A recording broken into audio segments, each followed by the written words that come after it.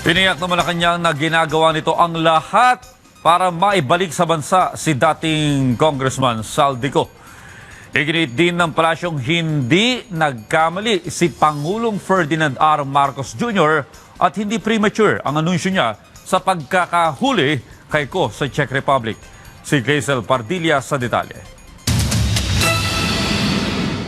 Ginagawa ng pamahalaan ang lahat para mapauwi ang pugante at dating congressman na si Zaldico. Ito ang tiniyak ng Malacanang sa harap ng pakikipag-ugnayan ng Department of Justice sa gobyerno ng Czech Republic. Ginagawa po ang lahat. Ang gusto natin, maiuwi dito si Zaldico at yun ang nais ng Pangulo. Nanindigan ang Malacanang na walang mali at hindi rin naging premature o napaaga ang paglalabas ng impormasyon ni Pangulong Ferdinand R. Marcos Jr. hinggil sa estado ni Ko. Hindi po ba ang inanunsyo ng Pangulo unang-una ay nahuli si Zaldico? Totoo naman. Di po ba? Nasa kustodiya ng Czech Republic si Zaldico. Totoo naman.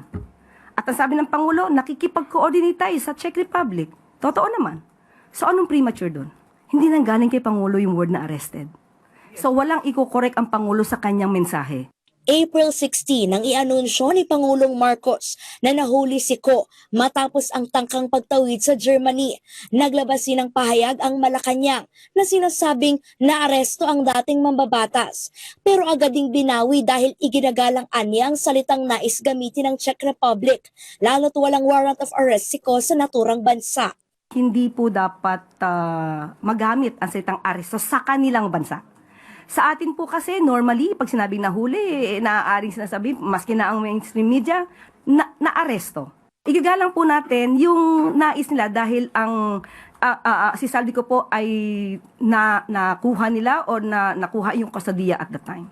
Kalagitnaan ng 2025 nang lumabas ang bansa si Ko para magpasuri sa doktor pero hindi na ito bumalik ng Pilipinas.